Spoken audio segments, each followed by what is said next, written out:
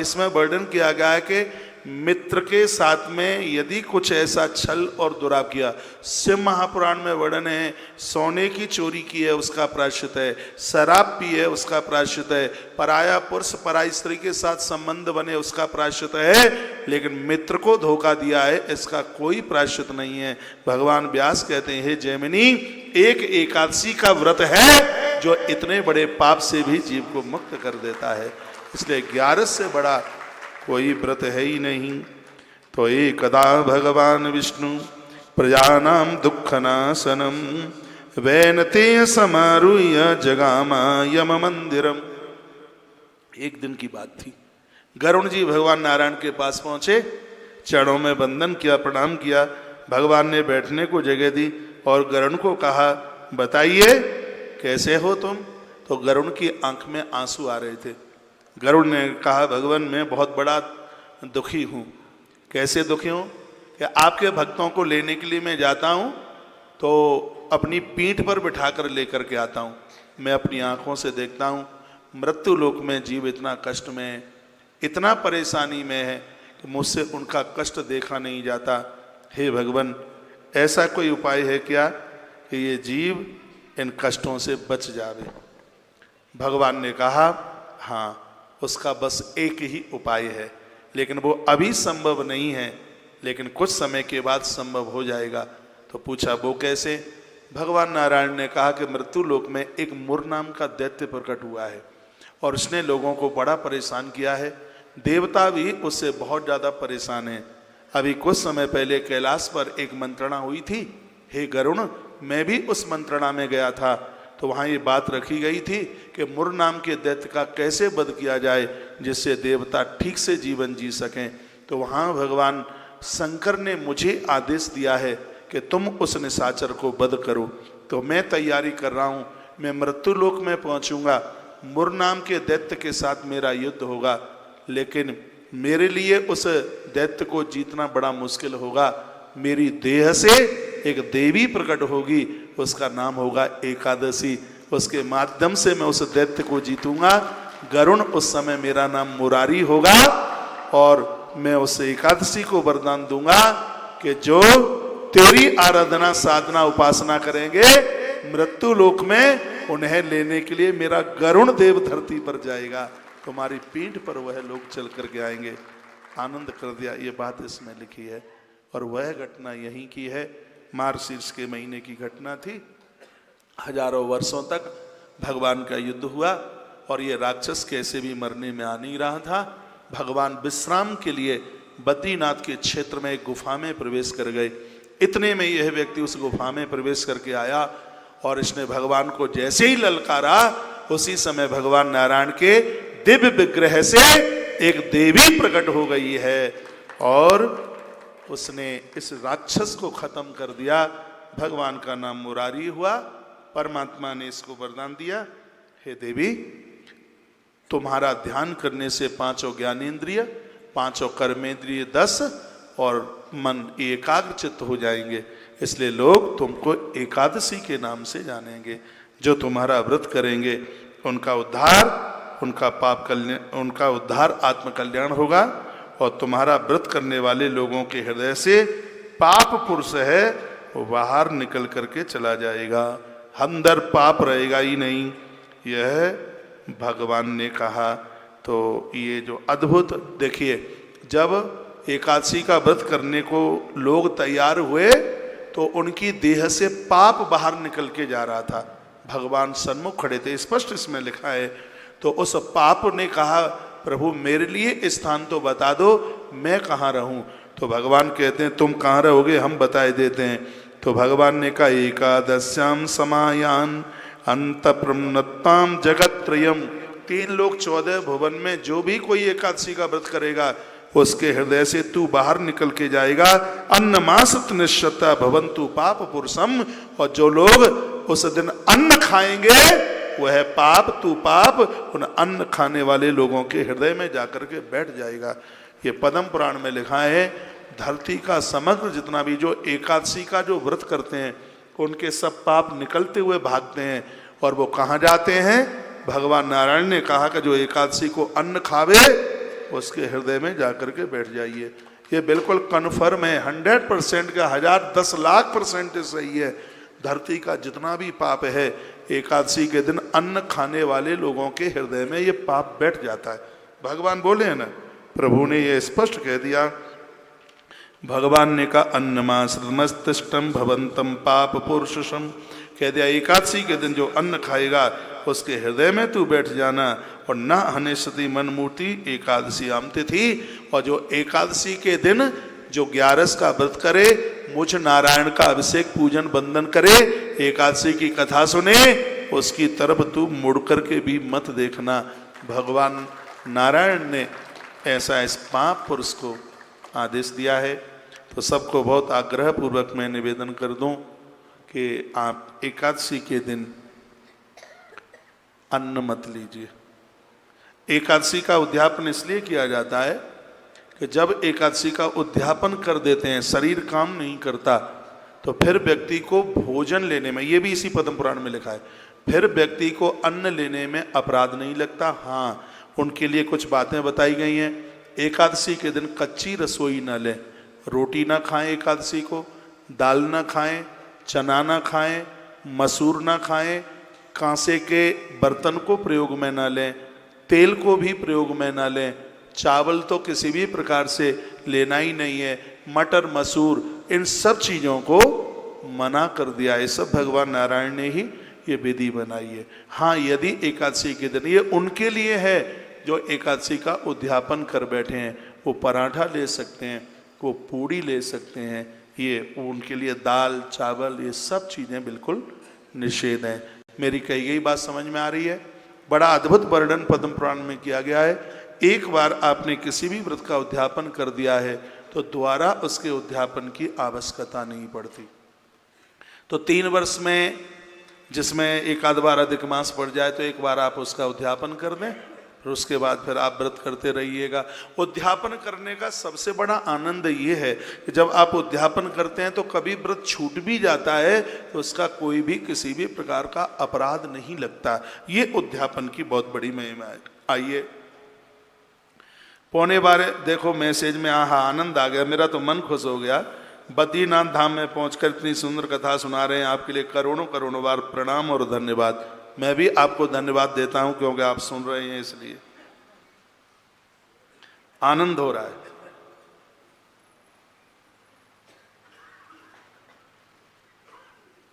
बोलो बांके बिहारी लाल की, एकादशी मैया की जय जय श्री राधे, जय जय श्री राधे, जय जय श्री राधे। आइए कुछ हम एकादशी महात्म्य और 26 एकादशियों की कथा आपको फटाफट से सुना दूं। नारद जी ने पूछा महादेव जी को, महात्म्य सुना रहे, नारद जी और महादेव के बीच की चर्चा है। नारद जी ने पूछा, हे महादेव जी, आप महाद्वादशी एकादशी के व्रत को महाद्वादशी व्रत के नाम से जाना जाता है, और पूर्व में मैंने बहुत बार बोला है, वह एकादशी इतनी प्रभावशाली हो जाती है जिस एकादशी में द्वादशी आकर के लग जाए। हमने और आपने जो आज निर्जला एकादशी की है, इसमें द्वादशी आकर के लग रही है, इसलिए एकादशी बहुत श्रेष्ठ है अपने आप में। आपसे बन जाए तो 3:25 से पहले आप अपना पारण कर लेना। यदि इस समय में आप ना कर पाए तो 5:27 से पहले आप कर ही लेना, तो ये आपकी एकादशी अपने आप में अनंत गुना हो जाएगी। सूर्य उदय होने से पहले 5:28 पर सूर्य उदित होगा, उससे 1 मिनट पहले आप जल में तुलसी पहले से रख लीजिए। कल रविवार है, कल तो तुलसी टूटती नहीं है, तो आज ही आप अपने कमरे में ही, यदि आप गंगा जी भी नहाने को जाते हैं, तप्त कुंड जाते हैं, तो इतना जल्दी वहाँ पहुँच नहीं पाएंगे। पहले अपने कमरे में स्नान कर लो, नहा लो और पारण कर लो, उसके बाद फिर डुबकी लगा लेना, जा करके फिर दर्शन कर लेना। मैं तो ऐसा ही करूँगा। मैं 3:15 बजे नहा करके पहले अपना पारण करूँगा, उसके बाद अलकनंदा नहाऊँगा, फिर भगवान के दर्शन करूँगा। कल का प्रोग्राम ऐसा है ये, तो ऐसा आप भी कर सकते हैं। मैं आपको कंफ्यूज नहीं करूँगा किसी भी प्रकार से, क्योंकि मेरे ऊपर लोगों ने भरोसा किया है। पूरा देश हमसे समाधान मांगता है। मेरे पास सैकड़ों मैसेज आए, एकादशी कब की है, पारण कब किस प्रकार से करें। तो मैं सुबह से तो ये सब मैंने मैसेज पर सबको ये जवाब दिए हैं। मैं यहाँ से जो आपको निवेदन कर रहा हूँ वो सब शास्त्रोक्त जो प्रमाणित है वही बात यहाँ से कही जाएगी। मैं तो बात बोल के उसके ऊपर एक आध श्लोक भी बोल देता हूँ तो लगता है कि बात बिल्कुल सही है।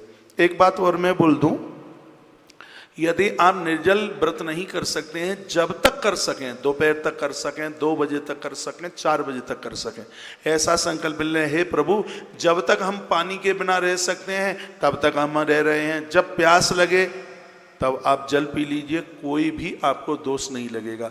पानी छोड़ने में थोड़ा ब्लड प्रेशर नीचे के लिए जाता है, दिक्कत होती है, पानी न पिए। तो इसमें रात्रि को जब आप जल लेते हैं तो उसमें नींबू डाल लें, उसमें नमक न डालें। जल पीने का विधान है, जिसने निर्जला एकादशी की है, मैं आचार्य जी को बोल रहा था, जिसने निर्जला एकादशी की है, सूर्य अस्त के बाद में जल पीने का विधान है, फलियार लेने का विधान नहीं है। हाँ, यदि आप फलियार पानी दिन में ले लेते हैं तो निर्जला एकादशी खंडित नहीं होती, उसका एक एकादशी का ही फल मिलता है। यदि आपने जल फलियार कुछ भी नहीं लिया है और सूर्य अस्त के बाद में आपने जल ले लिया तो आपको 24 एकादशी का फल मिल जाता है, और दूसरे दिन भोर में यदि आपने जल लिया है तो आपको पूरी 26 एकादशी का फल प्राप्त है। शरीर जैसे काम करे वैसे कर लेना। मैंने आज एक वीडियो में डाला है, प्यास लगे तो होठों पर गीला कपड़ा फेरते रहना और एक सूती कपड़ा सिर के ऊपर बांध लेना, बिल्कुल भी प्यास नहीं लगेगी। कम बोलें, ज़्यादा बोलने से प्यास लगती है। मौन रहें, बिल्कुल भी प्यास नहीं लगेगी। बाहर धूप में ना निकलें। अब आप तो ठंड में बैठे हैं, मैं बाहर के लोगों को बोल रहा हूँ, बाहर आप धूप में ना निकलें, क्योंकि धूप में निकलने से भी प्यास लगती है। मुझे पूछा जा रहा है क्या पूजा से पहले पारण किया जाता है? अरे पारण पूजा से पहले ही किया जाता है, बाद में पूजा कर लेना, पहले अपना पारण कर लेना। बोलिए बांके बिहारी लाल की, श्री हनुमंत बलवंत महाराज की जय। जय श्री राधे श्याम। नारद जी ने भगवान महादेव को पूछा, हे प्रभु महाद्वादशी एकादशी का उत्तम व्रत कैसे किया जाता है? हे सर्वेश्वर, उसके व्रत से जो कुछ भी फल प्राप्त होते हैं उसे बताने की आप कृपा करें।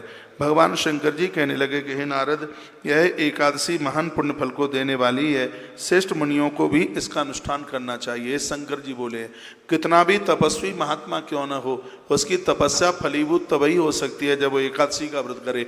भगवान शंकर बोले, विशेष विशेष नक्षत्र योग होने पर यह तिथियां जया, विजया, जयंती तथा पापनाशनी के नाम से ये विख्यात हो जाती हैं। कुछ ऐसे मुहूर्त हैं जहाँ तिथियों को जया और विजया और जयंती और पापनाशिनी, उसको ये रूप दिया गया है। और इस योग में आकर के एकादशी पड़ जाती है तो वह एकादशी 100 जन्मों के पापों को जला करके राख कर देती है। ऐसा ही भगवान महादेव बोले, सभी पापों का वह एकादशी नाश कर देती है। इनका व्रत अवश्य, इस एकादशी का व्रत जरूर करना चाहिए। हे नारद, महीने में 2 एकादशी पड़ती हैं, एक है कृष्ण पक्ष की, एक है शुक्ल पक्ष की, और व्रती को उस एकादशी का फल तभी प्राप्त होता है जब वह दोनों महीने की दोनों एकादशियों को करे।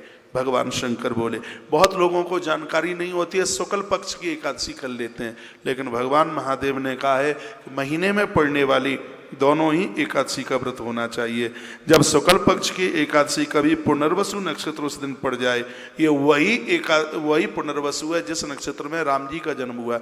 इसमें वर्णन किया गया कि शुक्ल पक्ष में यदि एकादशी के दिन पुनर्वसु नक्षत्र पड़ जाए तो हे नारद, वह एकादशी अपने आप में बहुत उत्तम मानी जाती है और इसको जया का नाम दिया जाता है। उस एकादशी को जया एकादशी, 26 एकादशियों में एक जया एकादशी है। ये जया एकादशी कब पड़ती है? भगवान शंकर जी कहते हैं कि शुक्ल पक्ष में एकादशी के दिन जब पुनर्वसु नक्षत्र पड़ जाता है उस समय एकादशी जया एकादशी के नाम से कहलाई जाती है। उसका व्रत करके मनुष्य निश्चय ही संपूर्ण पापों से मुक्त हो जाता है। जब शुक्ल पक्ष की द्वादशी को श्रवण नक्षत्र हो तो वह उत्तम तिथि विजया एकादशी कहलाती है।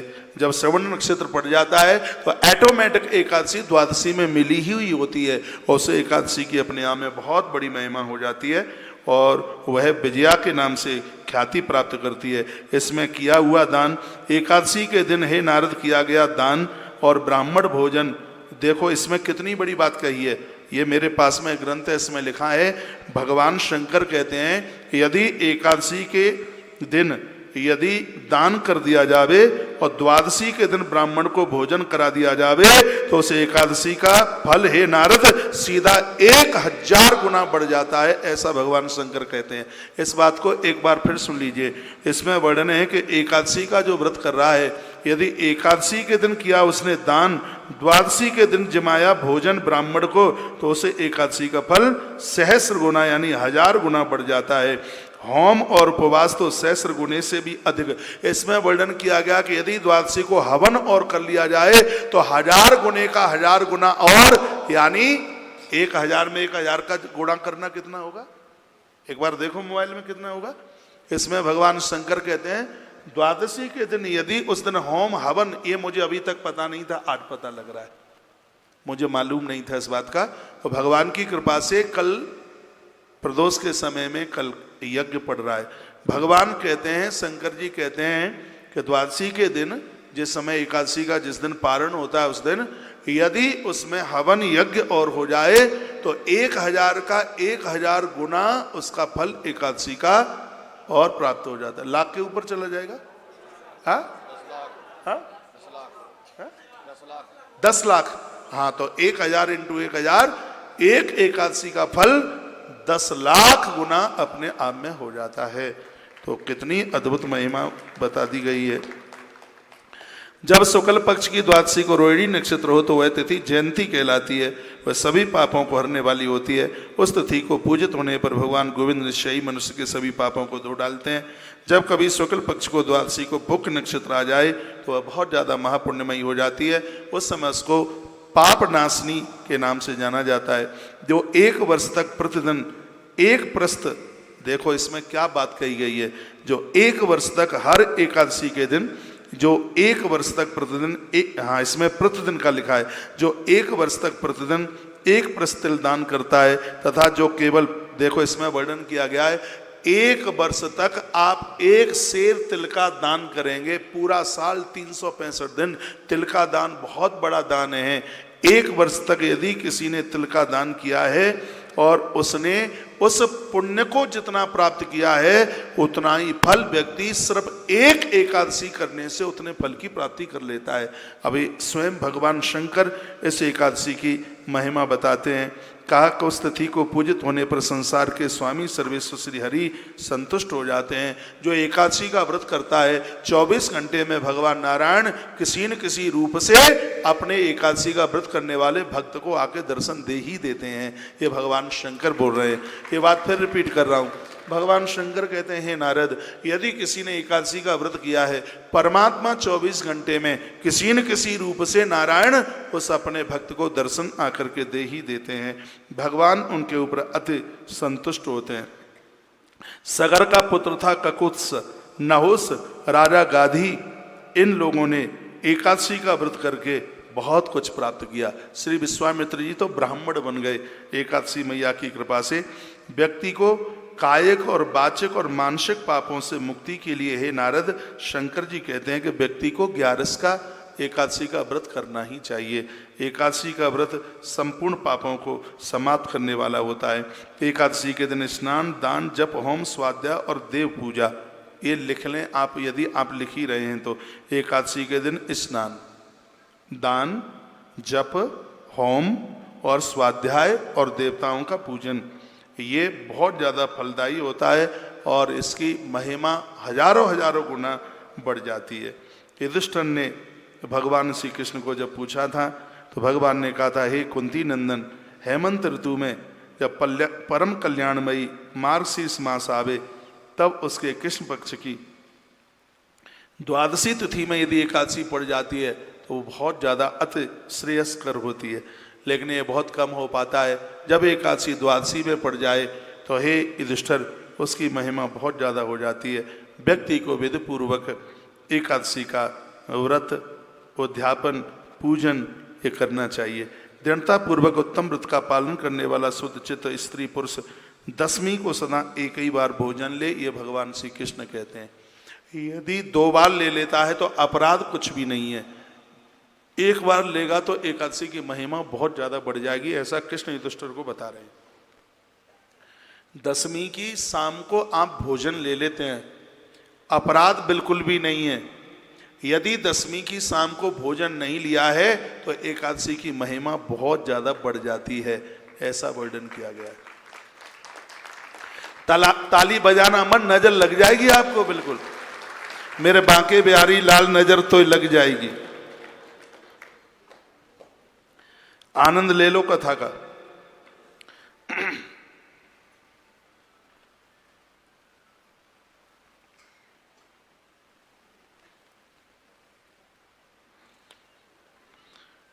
भगवान ने कहा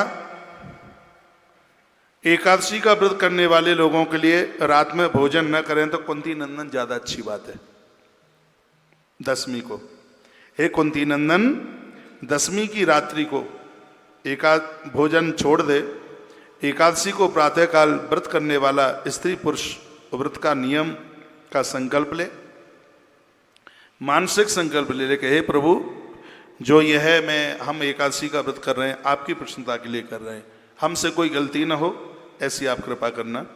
फिर कहा गया कुएं के जल में या नदी के जल में वो स्नान करे। बावली में स्नान करना, पोखर में स्नान करना और नदी में स्नान करना सबसे उत्तम स्नान माना गया है, वर्णन किया गया। इसमें वर्णन किया गया यदि नदी तालाब कुछ भी ना मिले तो एक घड़े में रात को पानी भर दे, घड़े में रात को पानी भर दे और सुबह उसी घड़े के पानी से, मटके के पानी से नहा ले तो उसके लिए वह जल तीर्थ का जल धारण कर लेगा। यह आपको नहीं पता होगा, सुन ले। मिट्टी के घड़े में रात्रि को पानी भर दें और उस घड़े से सुबह स्नान कर लें, वह जल तीर्थ के जल के बराबर हो जाता है, भगवान बोले। और कहा गया जहां जल में खड़ा होने पर जल जंतुओं को पीड़ा होती है, ऐसे स्थान पर नदी में स्नान करना अपराध है। जहां पर मछलियां मर रही हैं, कीड़े मकोड़े मर रहे हैं, हे युधिष्ठिर, नदियों में ऐसी जगह पर खड़े होकर के स्नान न करें। जल को छान कर शुद्ध कर लें और उस जल से भगवान को स्नान कराएं। हे पांडव श्रेष्ठ, घर पर भी स्नान करने की विधि है, वो ही है मटके का जल। तीर्थ का जल हो तो उसमें डाल लें। अश्वक्रांते रथक्रांते विष्णु क्रांते वसुंधरे मृतके हर में पापम येन मया पूर्व संचितम। हे वसुंधर, तुम्हारे ऊपर प्रार्थना की जाती है धरती माता को। जब आसन लगा करके बैठा जाता है तो धरती माता को प्रणाम किया जाता है। हे वसुंधरे, तुम्हारे ऊपर अश्व और रथ चला करते हैं। भगवान विष्णु ने भी वामन अवतार धारण करके तुम्हें अपने पैरों से नापा। हे माता, मैंने पूर्व काल में जो भी पाप किया है आज मेरा चरण तुम्हारे ऊपर है। हे माँ, मैं तुम्हारे ऊपर अपना चरण रखे हूँ। हे माँ, मुझे आप क्षमा करना, माफ करना। ऐसी प्रार्थना धरती माता से की जाती है। व्रती पुरुष को चाहिए कि वो एक चित्त होकर के क्रोध और लोभ का परित्याग करके इस व्रत को करे। स्पष्ट है कि इस एकादशी के व्रत में भगवान कृष्ण सुना रहे हैं, इस एकादशी के व्रत में यदि क्रोध चल करके आ गया है, लोभ की वृत्ति बनी है, काम चल करके आ गया तो व्यक्ति को पुण्य तो मिलता नहीं, हे युधिष्ठिर, उसको अपराध का भागीदार और बनना पड़ता है। स्त्री पुरुष को एकादशी के दिन बहुत दूर रहना चाहिए। संसार की वासना भूल करके भी ना आ जाए, नहीं तो व्यक्ति अपराध का भागीदार हो जाएगा। हे युधिष्ठिर, पाखंडी, मिथ्यावादी, ब्राह्मणों का निंदक, अगम्या स्त्री के साथ गमन करने वाला, दुराचारी, पर्दनहारी, परस्त्रीगामी और शराबी एकादशी का व्रत करने वाले लोगों को इन लोगों से बात नहीं करनी चाहिए, इनसे वार्ता ना करे। भगवान केशव की पूजा करके उन्हें नैवेद्य भोग लगाए। भगवान नारायण को तुलसी चढ़ाना, तुलसी की परिक्रमा करना बहुत ज़्यादा विशेष है और सर्व प्रकार से धर्मशास्त्रों में वर्णन किया गया है। मनोरंजन का कोई भी ऐसा कार्य न करे। हे नपश्रेष्ठ, भक्ति युक्त होकर एकादशी का व्रत करने वाले लोगों को रात्रि के 12 बजे तक जागना ही चाहिए। वह भगवान नाम कीर्तन करें, ब्राह्मणों को दक्षिणा दें, प्रणाम करें, द्वादशी के दिन उन्हें भोजन कराएं और उनसे क्षमा मांगें। उन्हें कहें कि आप भगवान के परकर हैं, प्रभु से प्रार्थना कर दें, हमने एकादशी का व्रत किया है, अनजाने में यदि कोई अपराध हो गया है तो प्रभु हमें माफ कर दें, मुक्त कर दें, ऐसा वर्णन है। जिस प्रकार से कृष्ण पक्ष की एकादशी है वैसे ही शुक्ल पक्ष की एकादशी है। कृष्ण कहते हैं, हे दुष्टर, दोनों एकादशी के पुण्यों में कोई भी अंतर नहीं है। ऐसा नहीं है कि शुक्ल पक्ष की एकादशी से ज़्यादा पुण्य मिलता हो और कृष्ण पक्ष की एकादशी से कम पुण्य मिलता हो। हे युधिष्ठिर, दोनों एकादशियों के पुण्य समान हैं, उनकी फलश्रुति में कोई अंतर नहीं है, ऐसा भगवान कृष्ण बोले। बात समझ में आ रही है? एक बार जयकारा लगाइए, बोलो बांके बिहारी लाल जय हो। श्री हनुमान जी महाराज की जय हो। जय जय श्री राधे जय जय श्याम। धरती के जितने भी व्रत उपवास हैं एकादशी के व्रत के 16वें हिस्से के भी बराबर नहीं है। प्रवास क्षेत्र में, प्रवास क्षेत्र है जहाँ सोमनाथ भगवान है, प्रवास क्षेत्र में जो भी कोई चांद्रायण व्रत करता है, सूर्य ग्रहण के अवसर पर कोई कुरुक्षेत्र में जाकर के बहुत बड़ा दान करता है, केदार क्षेत्र में जल पीने से पुनर्जन्म नहीं होता। केदार खंड में एक जगह है केदारनाथ में, गौरी कुंड, वर्णन किया गया है कि स्वयं भगवान कृष्ण कहते हैं केदार क्षेत्र में जल पीने से पुनर्जन्म नहीं होता। एकादशी का भी महात्म्य ऐसे ही समझ लेना चाहिए। जो 11 का व्रत करता है उसका भी पुनर्जन्म नहीं होता और नारायण के चरणों में जाकर के वह मिल जाता है। जब वह धरती पर आकर के जन्म लेता है तो एकादशी का व्रत करने वाला जीव माता के गर्भ में किसी भी प्रकार का कष्ट नहीं भोगता। ये 11 की महिमा यहाँ पर वर्णन है। जो बेटियाँ एकादशी का व्रत करती हैं, वर्णन है, जो बेटियाँ एकादशी का व्रत करती हैं ससुराल पहुंचकर अच्छा घर वर उन्हें प्राप्त होता है। जब वो गर्भ में संतान को धारण करती हैं तो ये युधिष्ठिर, उनके गर्भ में संतान की मृत्यु नहीं होती और संतान को तकलीफ नहीं होती। ये बहुत बड़ी बात कही है। गर्भवास में पलने वाली संतान को कष्ट नहीं होता। इसलिए अविवाहित कन्याओं को भी 11 का एकादशी का व्रत करना चाहिए। पृथ्वी पर अश्वमेध यज्ञ का जो फल है उससे 100 गुना ज़्यादा फल एकादशी का व्रत करने से प्राप्त होता है। अश्वमेध यज्ञ का सबसे बड़ा फल बताया गया है, लेकिन अश्वमेध यज्ञ से भी 100 गुना ज़्यादा फल एकादशी का व्रत करने से है, ऐसा भगवान श्री कृष्ण बता रहे हैं। कहते हैं, जिसके घर में तपस्वी एवं श्रेष्ठ ब्राह्मण भोजन करते हैं, 1 वर्ष तक एक ब्राह्मण को रोज आप भोजन कराते हैं, ये बहुत बड़ी बात है। 365 दिन तक एक ब्राह्मण को आपने नित्य भोजन कराया, उससे जितना पुण्य प्राप्त होता है वह सिर्फ एक एकादशी का व्रत करने से उतने फल की प्राप्ति हो जाती है।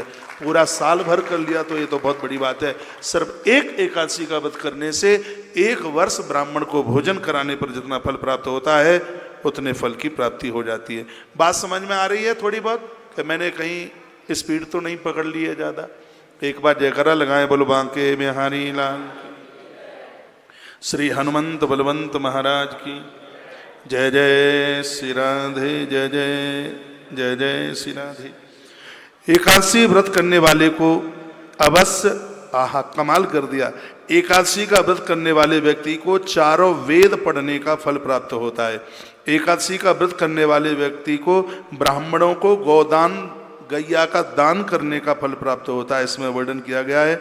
और इस प्रकार व्रती को ये संपूर्ण फल प्राप्त हो जाते हैं, जो देवताओं के लिए भी दुर्लभ हैं। मृत्यु लोक में लोग 11 का व्रत करके उतना फल प्राप्त कर लेते हैं। रात को भोजन कर लेने पर उससे आधा पुण्य प्राप्त होता है। अब सुन लीजिएगा, इसमें वर्णन है, दिन भर किसी ने एकादशी करी और सूर्य अस्त के बाद में रात में यदि उसने भोजन कर लिया तो उसको एकादशी का 50% आधा फल प्राप्त होता है। ये शायद नई जानकारी है, भगवान श्री कृष्ण युधिष्ठिर को बता रहे हैं।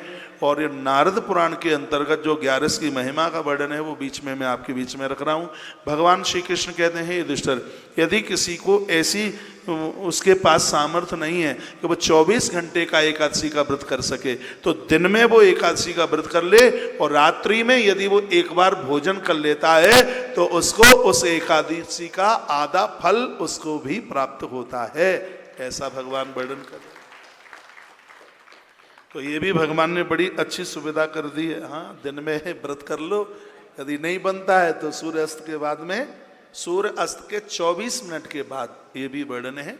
सूर्य अस्त के, आज भी यदि रात को आप जल लेते हैं, पानी लेते हैं, तो सूर्य अस्त जितने बजे हुए उसके 24 मिनट के तत्पश्चात में ही आप जल जब लें तो उसमें तुलसी पत्र डाल दें और वैसे भी तो ऐसा भी विधान है इसमें, किसी को जल पिला करके पिए, किसी ब्राह्मण को पानी एक गिलास जल पिला दो, उसके ऊपर कुछ दक्षिणा दे दो, उसको पिलाने के बाद कोई भी नहीं मिलता है गैया को जल पिला दीजिए, कोई नहीं मिलता कन्या को जल पिला दीजिए, किसी को पानी पिलाने के बाद में, और बिल्कुल भी कोई नहीं मिलता है तो भगवान को जल का भोग लगा करके उसमें थोड़ी सी मीठा डाल दीजिए गिलास में। अब जैसे मान लिया जाए 3:25 पर आप सुबह अपना व्रत खोलेंगे तो उस समय तो कोई नहीं मिलेगा, किसको पानी पिलाएंगे, तो एक जल में थोड़ा सा मीठा डाल करके भगवान को भोग लगा दें, उसके बाद में आप जल पी लें। बड़े बड़े विधानों का वर्णन किया है, आनंद हो रहा है इस कथा को गाने में। तो वर्णन किया गया कि एकादशी का व्रत करने वालों को बड़ा पुण्य फल प्राप्त होता है और जो देवताओं के लिए भी अति दुर्लभ है। फिर कहा गया दिन में एक बार भोजन कर लेने से देहधारियों को नक्त भोजन का, देखो अब इसमें वर्णन किया गया है, जिसने दिन में एकादशी का व्रत, जिसने एकादशी वाले दिन उसने व्रत नहीं किया, उसने सिर्फ एकादशी के दिन एक ही बार भोजन किया है।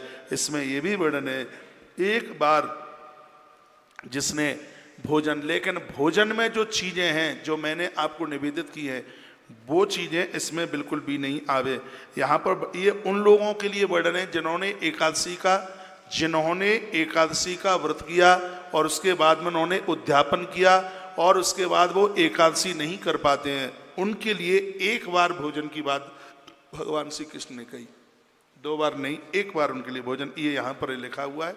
भगवान श्री कृष्ण इस बात के लिए बोल रहे हैं, कहते हैं, भगवान कहते हैं कि उसको नक्त व्रत कहते हैं। एकादशी को उपवास नहीं करता व्यक्ति तो उसके लिए तीर्थ भी उतना प्रभाव नहीं उसको दिखा पाते। वर्णन किया है, हे पांडव श्रेष्ठ तुम इस व्रत का अनुष्ठान करो, हे कुंती नंदन यह व्रत बड़ा गोपनीय है एवं उत्तम व्रत है जिसका मैंने तुमसे वर्णन किया। हजारों यज्ञों का अनुष्ठान भी एकादशी व्रत की तुलना में कमजोर है, ऐसा भगवान बोले। युधिष्ठिर ने पूछा, भगवान पुण्यमयी एकादशी तिथि कैसे उत्पन्न हुई, जो मैंने अभी आपके बीच में बता दी है। ऐसे ऐसे मुर नाम के दैत्य का उद्धार भगवान के द्वारा हुआ है और उसके बाद जो देवी प्रकट हुई थी उसी को माता एकादशी के नाम से जाना गया। ये महिमा बताई गई। बोलिए भक्तवत्सल भगवान की, श्री हनुमान जी महाराज की जय जय श्री राधे। आचार्य जी 26 एकादशियों की कथा आप सुना दें। सबसे पहले मार्गशीर्ष में शुक्ल पक्ष की एकादशी है, उसका नाम है मोक्षदा एकादशी, जो अगेन के महीने में पड़ती है। ये शुक्ल पक्ष में है और उससे पहले जो कृष्ण पक्ष में पड़ती है एकादशी, लोग वैसे तो इसमें वर्णन है कि फूस के महीने को छोड़ करके और चैत्र के महीने को छोड़ करके और वर्ष में जो भी एकादशी है तब से आप एकादशी का व्रत शुरू कर दें। जो पहली बार व्रत कर रहे हैं वो आज से एकादशी का व्रत आरंभ कर दें और यह एकादशी जीवन को आनंद से बिल्कुल भर देगी। तो एक बार जयकारा लगाइए, बोल बांके बिहारी लाल की जय हो, हनुमान जी महाराज की जय हो, जय जय श्री श्री राधे। राधे। तो अगहन मास की जो पहली एकादशी है उसको उत्पन्ना एकादशी के नाम से जानते हैं। वो एकादशी है उत्पन्ना एकादशी, और जो उत्पन्ना एकादशी से व्रत करते हैं तो उसकी बड़ी महिमा का वर्णन किया गया है। तो ये उत्पन्ना एकादशी तो इस प्रकार से जो मैंने आपको बताई दी है कि एकादशी कैसे प्रकट हुई। अब है मार्गशीर्ष शुक्ल पक्ष की मोक्षदा एकादशी, इसका महात्म सुन लें। आचार्य जी बोले, ये लोग हम सुन ही लेते हैं।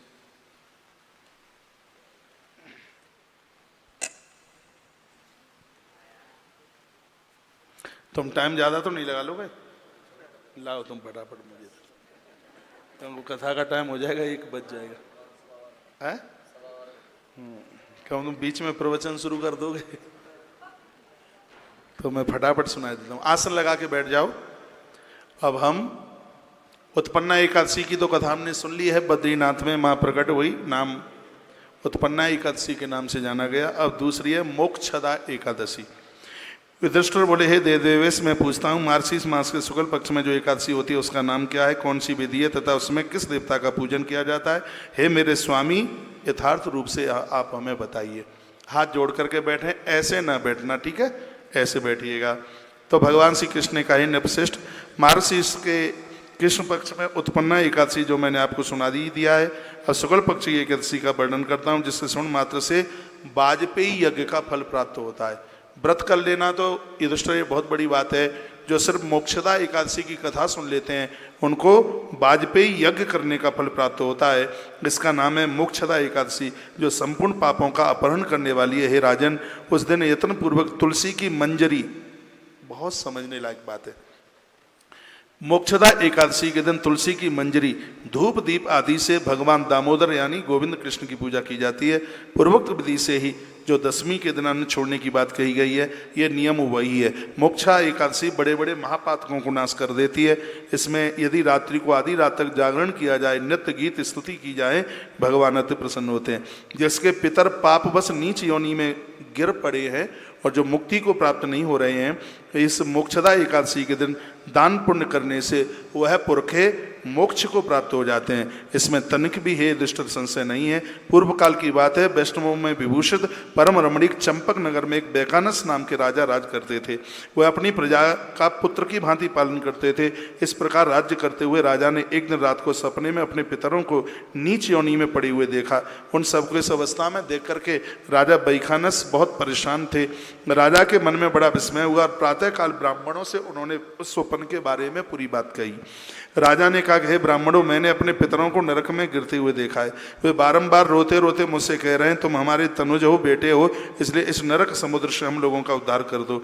इस रूप में मुझे पितरों का दर्शन हुआ है, इससे मैं बहुत बेचैन हूँ जाऊँ, मेरा हृदय फट रहा है। हे ब्राह्मणों, यह व्रत और तप योग जिस बताइए। तब ब्राह्मणों ने कहा, हे राजन, यहाँ से निकट ही पर्वत मुनि का एक महान आश्रम है। वे भूत और भविष्य के बहुत बड़े वक्ता हैं। हे नृपश्रेष्ठ, ब्राह्मणों की बात सुनकर महाराज राजा बैखानस शीघ्र ही पर्वत मुनि के आश्रम पर गए। वहाँ उन्होंने उस मुनि श्रेष्ठ को पूरी बात बताई, दंडवत प्रणाम किया और राजा ने पूरी बात बताई। तब राजा ने कहा, ऐसी बात है, मेरे पूर्वज दुर्गति को प्राप्त हो रहे हैं, उनके लिए आप कोई उपाय बताएं। तब धर्मराज युधिष्ठिर से भगवान श्री कृष्ण कहते हैं कि मुनि ने ये बात सुनकर के शीघ्र ही कहा, आज से ठीक तीसरे दिन इस अगहन मास के शुक्ल पक्ष में मोक्षदा एकादशी आने वाली है और तुम अपने पूर्वजों के निमित्त संकल्प के इस एकादशी का व्रत करो और दूसरे दिन द्वादशी के दिन तुम 26 ब्राह्मणों को भोजन करा दो, तुम्हारे पूर्वज मुक्त हो जाएंगे। राजा ने 3 दिन के बाद उसी आश्रम पर यह व्रत किया और द्वादशी के दिन 26 ब्राह्मणों को भोजन कराया। इतने में देखा एक सुंदर से विमान पर बैठे हुए उसके पुरखे फूलों की वृष्टि कर रहे हैं और कहते हैं, बेटा, भगवान श्री कृष्ण कहते हैं, पापों को नष्ट कर देने वाली, मृत्यु को सुधार देने वाली ये मोक्षदा एकादशी है। ग्रंथों में ही पढ़ा है, एकादशी का व्रत करने के बाद में यदि द्वादशी को ब्राह्मण का भोजन कराया जाए तो उस एकादशी की इतनी बड़ी महिमा हो जाती है। द्वादशी को आप ब्राह्मण को भोजन कराते हो तो कभी एकादशी का उद्यापन भी ना हो पाए और बीच में ही दुनिया छोड़ के ऊपर चले जाने भक्त लोग हैं। तुलसीवन आश्रम में पूरे वर्ष भर पूर्णमासी, अमावस्या और दोनों द्वादशी का भंडारा 3511, शायद इस समय 3711, 3711, उसमें दक्षिणा के सहित ऐसा कुछ व्यवस्था रखी गई है जिसमें बड़ा अद्भुत भंडारा होता है और बहुत आनंद होता है। तो इसके साथ आप भी आश्रम के संग जुड़ सकते हैं और जो आज एकादशी का व्रत कर रहे हैं, कल से ही उनका भंडारा सुनिश्चित हो जाएगा। वह बात स्वयं भगवान श्री कृष्ण अपने मुख से कहते हैं कि द्वादशी को ब्राह्मणों को भोजन कराने के तत्पश्चात मोक्षदा एकादशी का यह प्रभाव था कि राजा बैखानस के जितने पूर्वज थे वो सब भगवान के धाम के लिए चले गए। बोलिए मोक्षदा एकादशी मैया की। अब है फूस मास की एकादशी है, इसका नाम है सफला एकादशी। युधिष्ठिर ने कहा कि प्रभु बहुत आनंद आ रहा है, फूस मास के कृष्ण पक्ष में जो एकादशी होती है उसका नाम क्या है, उसकी विधि क्या है और किस देवता की इसमें पूजा होती है, बताइए। भगवान श्री कृष्ण कहने लगे, हे राजेंद्र, बतलाता हूँ मैं, सुनिए। बड़ी दक्षिणा वाले यज्ञों से भी मुझे उतना संतोष नहीं किया जा सकता जितना कि मैं एकादशी के व्रत के अनुष्ठान से प्रसन्न हो जाता हूँ, ये कृष्ण बोले। इसलिए सर्वथा प्रयत्न करके एकादशी का व्रत करना ही चाहिए। पूस मास के कृष्ण पक्ष में सफला नाम की एकादशी से इसको जाना जाता है। उस दिन पूर्वोक्त विधान से ही विधि पूर्वक भगवान नारायण की पूजा करनी चाहिए। एकादशी कल्याण करने वाली है, अतः इसका व्रत अवश्य करना चाहिए। जैसे नागों में शेषनाग, पंछियों में गरुण, देवताओं में विष्णु, मनुष्यों में ब्राह्मण, उसी प्रकार से संपूर्ण व्रतों में एकादशी तिथि श्रेष्ठ है। हे राजन, सफला एकादशी को नाम इस दिया गया है, इसको हरि की पूजा इसमें करें। इसमें नारियल के फल, सुपारी, बिजौरा नींबू, अनार, आंवला, लौंग और बेर, इन चीज़ों से भगवान नारायण की पूजा होती है। ये पूस के कृष्ण पक्ष में एकादशी पड़ती है। रात्रि को जागरण होता है और इससे जो फल की प्राप्ति है वह 1000 वर्ष तपस्या करने पर भी उतना फल प्राप्त नहीं कर पाता जितना कि पूस मास में सफला एकादशी का व्रत करने से उतने फल की प्राप्ति कर लेता है। कथा सुनाई है नृपश्रेष्ठ। अब सफला एकादशी की शुभकारिणी कथा सुनिए। चंपावती नाम से विख्यात एक पुरी है जो कभी राजा माहिष्मति की राजधानी थी, वर्तमान समय में जिसको मंडला के नाम से जानते हैं। तुलसीवन आश्रम ने एक बड़ी सुंदर गौशाला मंडला की धरती पर, जो मां नर्मदा का किनारा है, वहाँ गौशाला बनाई है। ये माहिष्मति नगरी उसी का नाम है। बाद में यहाँ मंडल मिश्र नाम के ब्राह्मण हुए थे। शंकराचार्य भगवान से शास्त्रार्थ यही हुआ था। पहले इसका नाम था माहिष्मति नगरी, लेकिन जब से यहाँ मंडन मिश्र का जन्म हुआ तब से इस नगरी का नाम मंडला हुआ है।